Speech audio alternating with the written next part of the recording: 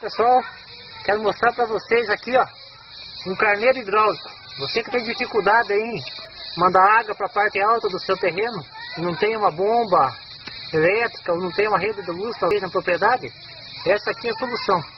Nós temos aqui, ó, tudo esse equipamentinho que está aqui, essas pecinhas aqui, sai por R$70.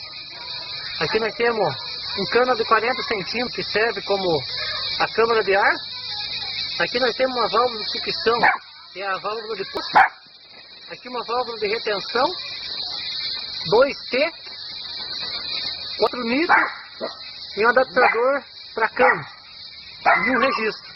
Aqui nós estamos à distância da captação de água, uns 10 metros aqui aproximadamente, só para mostrar para vocês.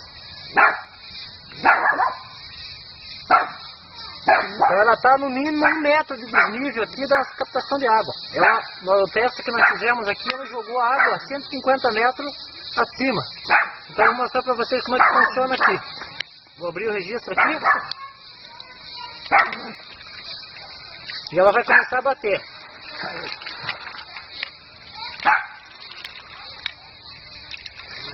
Ó, então a água vem e ela pressiona de volta. A água tem que sair para algum lugar. Aqui ela não sobe por causa do ar que está aqui, ela procura um escape. E aí que ela vai mandando a água aonde você quer. Com esse sisteminha, depende da polegada que você vai pôr, ela consegue mandar até 600 metros da parte baixa para a parte alta.